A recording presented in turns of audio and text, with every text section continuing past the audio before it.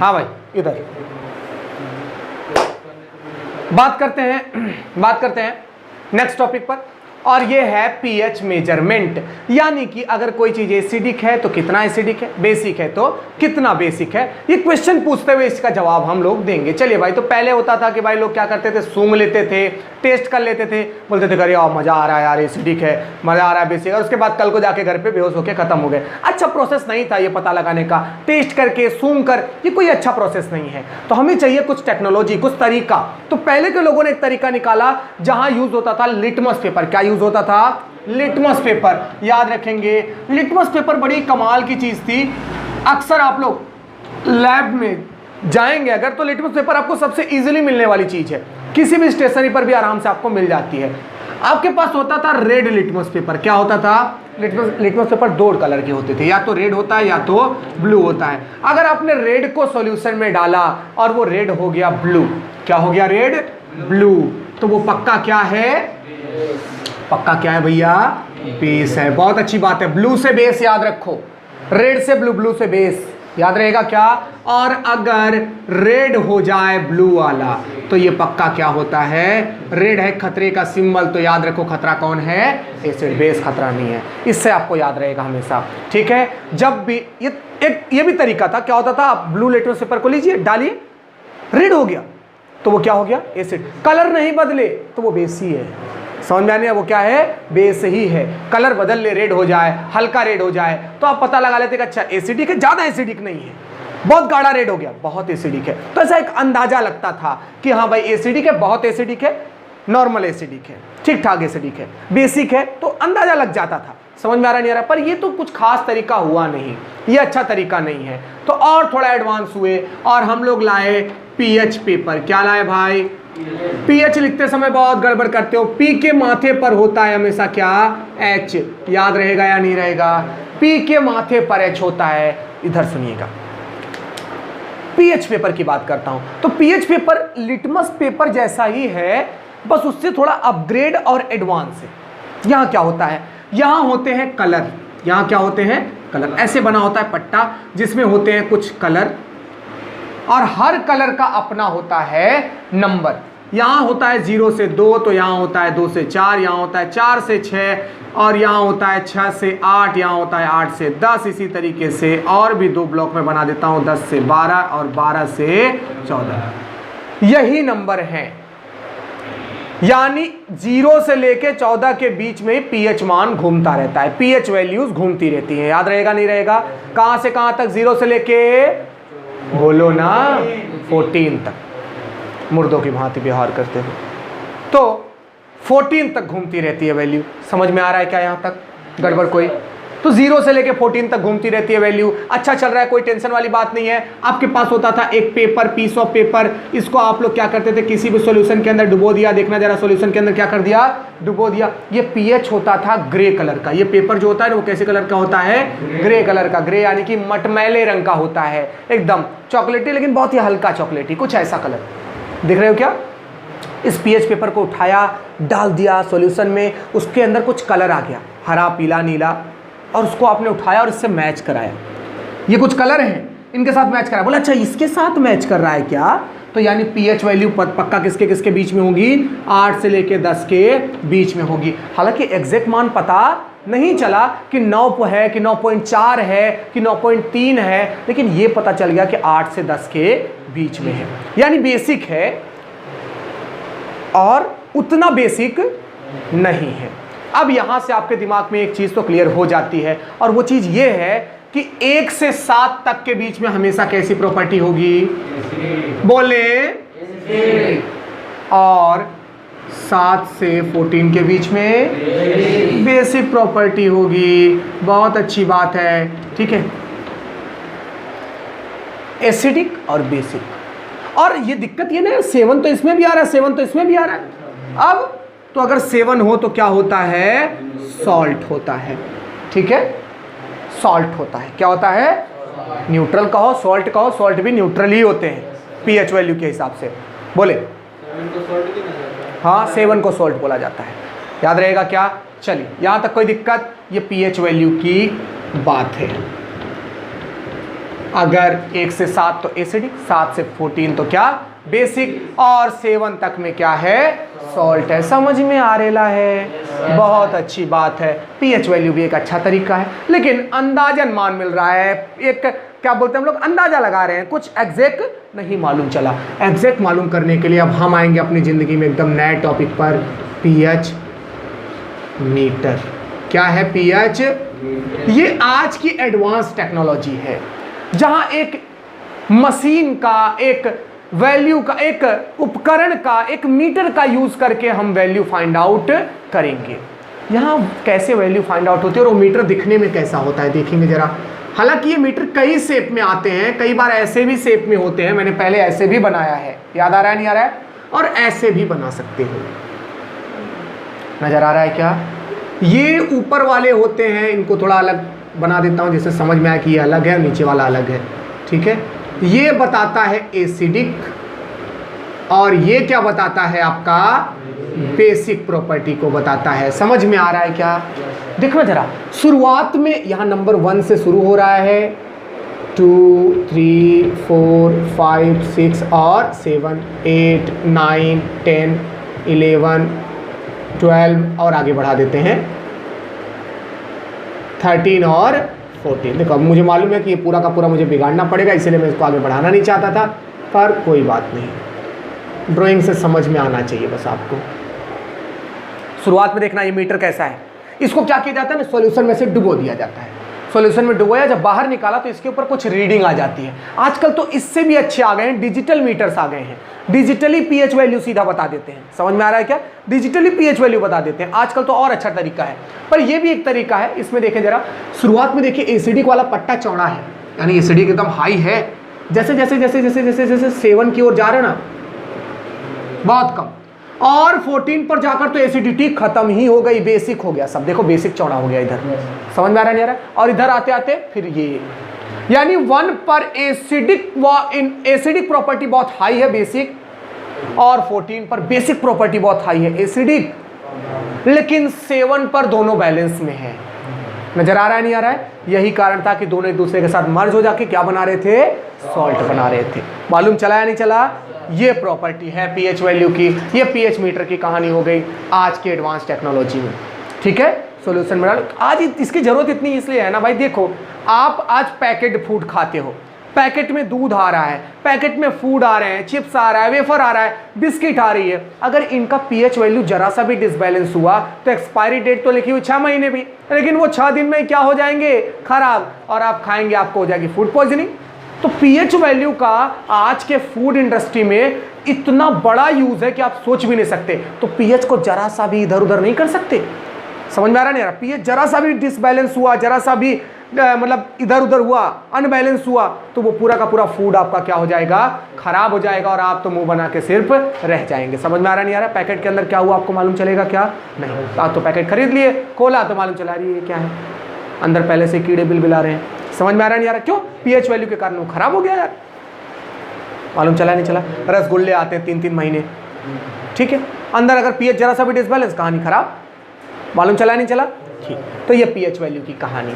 अब देखते हैं कि ये पीएच वैल्यू का, अभी तो जैसे मैंने कहा फूड इंडस्ट्री में बहुत यूज है, लेकिन सिर्फ फूड में ही नहीं, हमारी डेली लाइफ में भी पीएच का बहुत यूज है। तो अब इसके बाद देखते हैं कि डेली लाइफ में पीएच का क्या यूज है। समझ में आ रहा नहीं आ रहा है? तो इसको जरा छापना हो तो छाप लो। ये मैं आपके लिए नहीं बोल रहा हूँ, इन लोगों के लिए बोल रहा हूँ, ठीक, वो अपना स्क्रीनशॉट वगैरह ले लेंगे, ठीक। ओके, कहाँ गया? ये रहा, बहुत इंपॉर्टेंट, मजेदार, क्रिस्पी क्रिस्पी,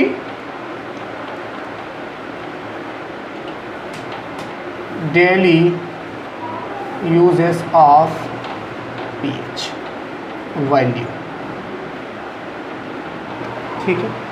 देखते हैं कि हमारे डेली लाइफ में कैसे यूज होते हैं ये पीएच वैल्यू का। सुनिएगा, समझ में आ रहा है नहीं आ रहा है? पक्का बोलना, झूठ मत बोलना। चल ठीक है, वरना मैं तो झूठ समझ लेता, ठीक है। तो देखते हैं भाई पीएच वैल्यू का हमारे डेली लाइफ में क्या यूज है और कितना यूज है इस पीएच वैल्यू का, क्या खास है इसके अंदर, ऐसा कहां कहां देखने को मिलता है। तो सबसे पहले बात करते हैं, पहला टॉपिक क्या था भाई, भूल गया मैं, हमारे ऊपर ना, ह्यूमंस पर और एनिमल्स के ऊपर पीएच का क्या इफेक्ट होता है। तो pH effect on animal and plants, सही है ना?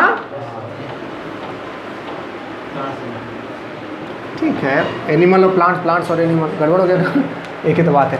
चलिए सुनिएगा, तो देखते हैं कि पीएच वैल्यू का कैसे हमारे ऊपर और एनिमल्स के ऊपर इफेक्ट पड़ता है। सुनिएगा, हमारे बॉडी का जो पीएच वैल्यू है ना वो बहुत ही फिक्स है, और कितना है लगभग? याद करो याद करो याद करो, तो ये था 7 to 7.8। याद आ रहा है नहीं आ रहा है? यानी ना ही एसिडिक थे हम, ना ही बेसिक थे हम, लगभग सॉल्ट की कैटेगरी में हैं। समझ में आ रहा है नहीं आ रहा है? ना ही हमारे शरीर का टेस्ट जो है वो खट्टा आएगा, ना ही कड़वा कसला आएगा, ये लगभग सॉल्टी टेस्ट वाला है। समझ में आ रहा है नहीं आ रहा है? यानी हमारी एसिडिक और बेसिक प्रॉपर्टी दोनों ही नहीं, हम लगभग बीच में चल रहे हैं, लगभग। समझ में आ रहा है नहीं आ रहा है? ये हमारे ह्यूमन बॉडी का पीएच है, ठीक है, पीएच ऑफ ह्यूमन बॉडी। अच्छा, ये तो ठीक है भाई, पीएच वैल्यू फिक्स हो गई 7.8, लेकिन दिक्कत ये है ना, दिक्कत ये है कि आज के इन्वायरमेंट में जब इतना ज़्यादा पॉल्यूशन है तो बहुत ज़्यादा क्वांटिटी में SO2 इन्वायरमेंट में SO2, SO3, NO2 और NO3 जैसी गैसें इन्वायरमेंट में जा रही हैं। SO2 और SO3 आपको मिलता है बाइक से, वाहनों से निकलने वाले धुएं से। NO2 और NO3 आपको केमिकल इंडस्ट्रीज से निकलती हुई धुएं हैं। बहुत बड़े पैमाने पर ये कहाँ जा रहे हैं? इन्वायरमेंट में जा रहे हैं। ऊपर पानी पानी है, नमी ही नमी है, क्योंकि पानी भाप बन के उड़ता रहता है, ठीक है, वेपराइजेशन प्रोसेस। पानी के साथ यानी वाटर के साथ ये रिएक्ट करते हैं और क्या बनाते हैं? H2SO4, H2NO, HNO3। ये एसिडिक है, नाइट्रिक एसिड, सल्फ्यूरिक एसिड, और ये बड़ी खतरनाक एसिड है दोनों ही। तो ये इन्वायरमेंट में बनाते हैं कुछ ऐसे एसिड, तो ये एसिड वाटर के अंदर मिल जाते हैं ऊपर, और जब ये वाटर के अंदर मिल जाते हैं तो फिर बारिश में कहाँ गिरते हैं? धरती पर। और धरती पर गिरते हैं तो हमारे प्लांट्स की, हमारे बॉडी की, हमारे पेड़ पौधों की, हमारे घरों की पीएच वैल्यू को क्या करते हैं? डिसबैलेंस करते हैं। तो बोलते हैं यार बारिश में गया था, फफोले पड़ गए, खुजली होने लगी। उसके पीछे रीजन यही है, पीएच डिसबैलेंस हो जाता है, एसिडिक इन्वायरमेंट आपके बॉडी का हो जाता है तो दाने निकल आते हैं, ठीक है, खुजली होने लगती है। बोलते पहली बारिश में नहीं जाना चाहिए, क्यों? क्योंकि एसिडिक रेन होती है, तो ऐसी रेन को एसिड रेन भी कहा जाता है। याद रहेगा या नहीं रहेगा? तो पहले टॉपिक में आपको एसिड रेन की कहानी लिखनी रहेगी, मालूम चलेगा एसिड रेन कैसे गिरा। तो हमारे आगरा में भाई बहुत बड़ी बड़ी चमड़े की कंपनियां हैं, तो वहां से खूब अधिक मात्रा में NO2 और NO3 वातावरण में जाता है, एटमॉस्फेयर में जाता है, जो वाटर के साथ रिएक्ट करके नाइट्रिक एसिड बनाता है और गिरता है वहां पर। तो इसीलिए बोलते हैं कि हम भाई हमारा जो ताजमहल है वो क्या पड़ रहा है? काला पड़ रहा है। उसके पीछे रीजन क्या है? ताजमहल बना है संगमरमर, चूने पत्थर का। चूना पत्थर यानी कार्बोनेट, यानी कि बेसिक। एसिड और बेस करते हैं रिएक्ट, और एक दूसरे से रिएक्ट करके हो जाते हैं क्षयित, खत्म, लॉस होता है उनका। सॉल्ट बनाते हैं तो काला काला होता जा रहा है, किसके कारण? एसिड रेन के कारण। पहले अगर 50 साल 100 साल चलते थे, राजा के किला 300 साल पहले बना, आज भी चल रहा है, लेकिन आज चलता है क्या? ऐसा नहीं चलता, एसिड रेन के कारण। याद रहेगा नहीं रहेगा? सेकेंड प्रॉपर्टी की बात करता हूं, पीएच वैल्यू या pH importance in our soil. Soil बोलते हैं ना, इन सोइल। अब देखिए भैया, सोइल में तो बड़ा ही इंपॉर्टेंट है। तो मैं बोल रहा हूं पीएच वैल्यू की बात कर रहा हूं, सुनिएगा, कोई नहीं चलेगा। तो भाई सुनना, मैं कह रहा हूं कि सॉइल जो है उस वापस से शुरू करते हैं यहां से, ठीक है, उसको भूल जाओ सब पुरानी बातें, क्या पूछा हो सब। पीएच वैल्यू इन सॉइल देखते हैं, सुनिएगा। तो जब मैं पीएच वैल्यू की बात कर रहा हूँ सॉइल में, तो बहुत इंपॉर्टेंट ये है ना कि सभी पेड़ पौधे, सभी फसलें एक निश्चित किए गए पीएच में ही काम करती हैं और अच्छी उगती हैं, ज़्यादा फसल पैदा करती हैं, ज़्यादा क्वांटिटी में फल फ्रूट पैदा करती हैं। तो हमें चाहिए ज़्यादा से ज़्यादा प्रोडक्ट, तो हम क्या करेंगे? पीएच को करेंगे बैलेंस। पीएच बैलेंस होता है तो अच्छा रहता है। हम क्या करते हैं? फसलों में डाई, पोटास जैसी चीज़ें डालते हैं, गांव में आपने इस्तेमाल करते हुए सुना होगा। ये सब क्या होती है? एसिडिक और बेसिक प्रॉपर्टी को बढ़ाती हैं, घटाती हैं, बैलेंस करती हैं। अगर आपका सॉइल ज़्यादा एसिडिक हो गया तो उसके अंदर आप चूना डाल दीजिए, चूना डाल दीजिए, वो क्या हो जाएगा? बेसिक हो जाएगा, बैलेंस हो जाएगा। बेसिक ज़्यादा हो गया तो उसके अंदर आप क्या डाल दीजिए? पोटास डाल दीजिए, वो अपने आप क्या हो जाएगा? फिर से बैलेंस हो जाएगा। तो बैलेंस करना सोइल को बहुत जरूरी है। पीएच वैल्यू सोइल में इतनी इंपॉर्टेंट है कि अगर वो बैलेंस नहीं रहेगी तो आपकी फसल कभी अच्छी उग नहीं सकती है। याद रहेगा नहीं रहेगा? तो पीएच पीएच का काफी ज्यादा इंपॉर्टेंस है ना वाटर को गेन करने में भी। पीएच अगर मेंटेन रहता है तो मिट्टी जो होती है ज्यादा से ज्यादा वाटर को गेन करती है, बांध के रखती है, तो नमी बनी रहती है, इससे ज़्यादा से ज़्यादा प्रोडक्ट भी निकलता है। तो एक ये भी बात थी, मतलब कि जो पीएच वैल्यू से बिल्कुल जुड़ी हुई थी। थर्ड बात, इंपॉर्टेंट बात, डाइजेशन में, ठीक है, डाइजेशन में पीएच वैल्यू का क्या इफेक्ट है, ठीक है। अब पीएच वैल्यू अगर मैं बात करूं डाइजेशन में, डाइजेशन सुन लेना भाई, इसके पहले तो हम चैप्टर पढ़ चुके हैं, हमारा तो रिवीजन चल रहा है। हमें पता ही है कि जब हम फूड को गेन करते हैं, फूड को खाते हैं, तो वो जाता है हमारे स्टमक में। स्टमक में रिलीज होते हैं कुछ एसिड, जिनमें से हम पहले एसिड को जानते हैं HCl। इसके अलावा पेप्सिन और श्लेष्म, यानी कि क्या, श्लेष्म और पेप्सिन और म्यूकस बोलते हो आप लोग, ठीक है, चलो इंग्लिश में म्यूकस। तो श्लेष्म, अरे यार श्लेष्म हिंदी में, ठीक है, म्यूकस।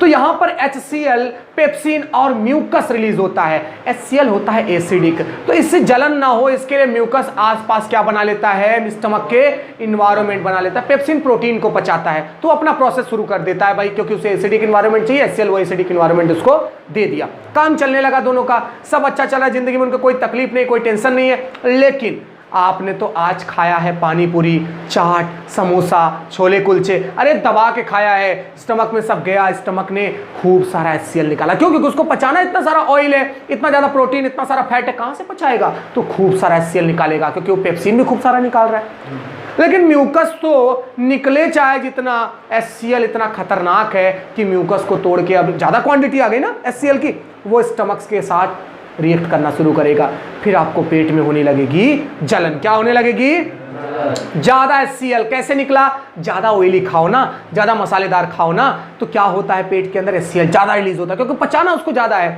तो ज्यादा HCl निकलेगा, म्यूकस बचा नहीं पाएगा स्टमक को, और वो HCl इतना पावरफुल, उसका पीएच वैल्यू 2, समझ रहे हो, स्टमक जैसी चीज के लिए 2 पीएच वैल्यू मतलब बहुत हार्ड चीज है यार। वो उसको जलाने लगेगा, उसको क्या करने लगेगा, जलन पैदा करने लगेगा। आप बोलेंगे अरे मम्मी जलन हो रही है, क्यों हो रही है भैया, सिंपल सी बात है, आपने मसालेदार खाना खाया, HCl रिलीज हुआ, एसिडिक इन्वायरमेंट बना, जलन शुरू हो गई। आपने कहा जल रहा है, तो आपने कहा क्या एसिड निकला, इसके लिए आपको एसिडिटी हो गई।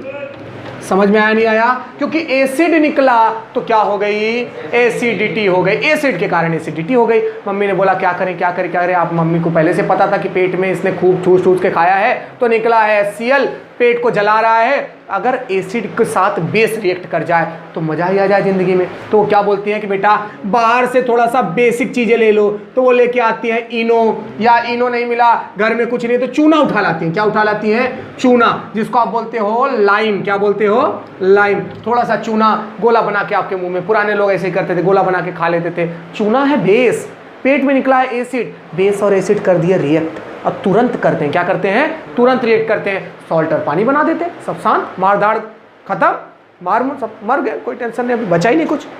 एसिड और बेस काम शुरू करे सिर्फ 6 सेकंड में, एसिड और बेस काम शुरू कर देता है 6 सेकंड में, मार काट खत्म, सब जिंदगी तबाह।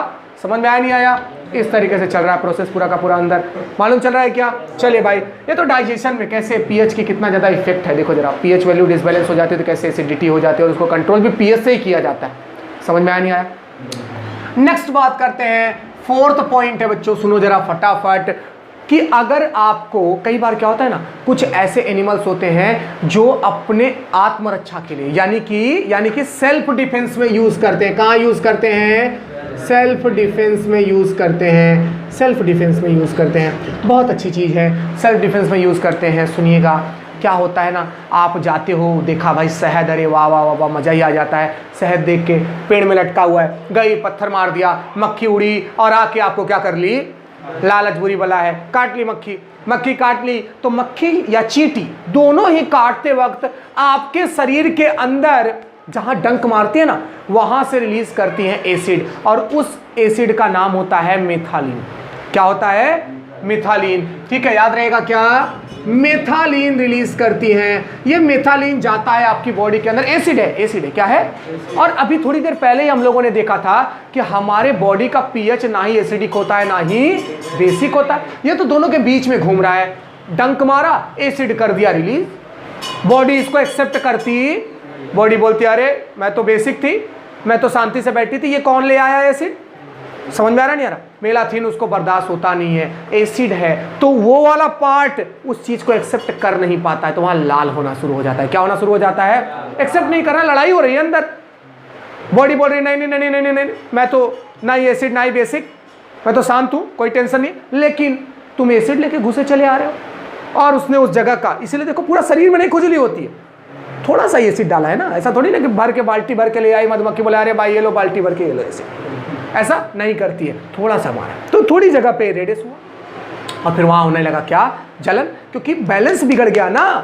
तो फिर बोलते हैं कि अभी क्या करें, अभी क्या करें, फिर जाते हैं मम्मी के पास में, बोलते हैं जब देखो तो परेशानी लेके आता रहता है, कभी पेट में एसिडिटी हो गई, कभी मधुमक्खी ने काट लिया, तो अभी क्या करें? तो आपको बोलते हैं कि भाई एक काम करें, आप केरोसिन लगा ले, केरोसिन बेसिक प्रॉपर्टी वाला है, ठीक है। वो बोलती है मिट्टी लगा ले, मिट्टी देखो नॉर्मली बेसिक प्रॉपर्टी वाला है, ठीक है। आपको बोलती है कि यार चूना रगड़ ले, बेसिक प्रॉपर्टी, हर बेसिक चीज जो एसिड के साथ रिएक्ट करके उसको शांत बना दे, वो चीज आप लगाओ तुरंत शांत। एसिड और बेस रिएक्ट किया, सॉल्ट बनाया, बोला अरे वाह मजा आ गया, अभी फिर से जाएंगे मधुमक्खी को मारेंगे।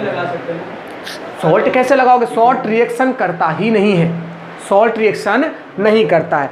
समझ में आ रहा है? उसकी प्रॉपर्टी बिल्कुल अलग है। बेस लगाना है, क्या लगाना है? नमक लगा लोगे तो बोलते जले पे नमक लगा लिया, अरे भैया हालत खराब हो जाएगी। समझ में आ रहा नहीं आ रहा? ऐसा नहीं करना। चलिए फिफ्थ बात करते हैं, एक बचा हुआ है, कौन सा बचा हुआ था? दांत के लिए, decay of tooth, decay of tooth last topic है, मजा आ जाएगा, सुन लो जरा। सुबह सुबह ब्रश करते हो कि नहीं करते हो? ठीक है, तो दांत बने हुए हैं आपके कैल्शियम फास्फेट के, किसके बने हुए हैं भैया? कैल्शियम फास्फेट के। कैल्शियम फास्फेट का बना है आपका दांत, जिंदगी में चल रहा है सब अच्छा, ठीक है। अब यहाँ हिंदी में लिखता हूँ भैया, कैल्शियम फास्फेट, ठीक है, कैल्शियम फास्फेट, कैल्शियम फास्फेट, दांत बने होते हैं कैल्शियम फास्फेट। कैल्शियम आ गया मतलब इतना तो समझ में आ गया, बेसिक है। क्या है?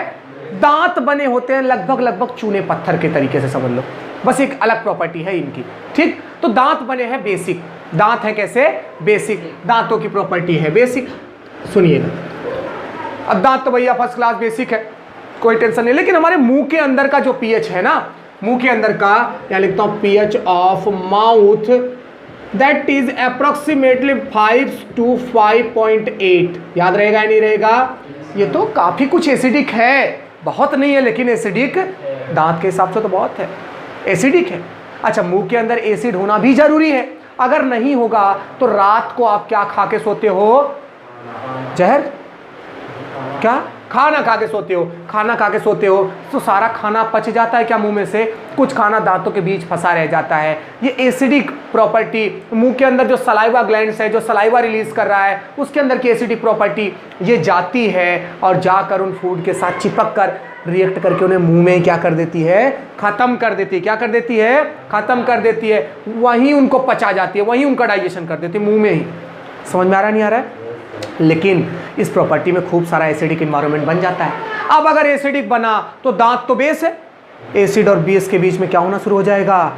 और दांत सॉल्ट बन के झरना शुरू हो जाएगा, खत्म होना शुरू हो जाएगा, उसका डिके होना शुरू हो जाएगा, क्षय हो जाएगा। समझ में आ रहा नहीं आ रहा? तो सुबह उठते हो तो एकदम सुगंध आती रहती है, तो आप क्या करते हो? फटाफट ब्रश उठाते हो। ब्रश में होता क्या है? टूथपेस्ट, कैसे खाली ब्रश रगड़ते हो? टूथपेस्ट होता है बेसिक प्रॉपर्टी वाला। कैसा होता है? तो आपके दांत के बजाय वो खुद बेस बन के एसिड के साथ रिएक्ट कर जाता है और बनाता है झाग, जिससे मुंह में हर जगह फैल जाए। वो समझ में आ रहा नहीं आ रहा है? मुंह में हर जगह फैल जाएगा तो मुंह के हर एसिडिक इन्वायरमेंट के साथ वो लड़कर खुद रिएक्ट करके कर देगा क्या? शांति। तो दांत के पास एसिडिक इन्वायरमेंट आएगा नहीं तो दांत डिके होगा नहीं। तो ब्रश करते हो तो एसिडिक इन्वायरमेंट को बैलेंस करते रहते हो। इससे क्या होता है? दांत का डिके खत्म नहीं हो सकता, लेकिन काफी लंबे तक दांत चल सकते हैं, धीरे धीरे डिके होगा। समझ में आ रहा है नहीं आ रहा है? समझ में आया नहीं आया? यहाँ खत्म होता है आपके चैप्टर का रिवीजन। सॉल्ट की कहानी है नहीं चैप्टर में, तो ज्यादा टेंशन लेना। समझ में आया नहीं आया? पक्का? चलो भैया जा सकते हो।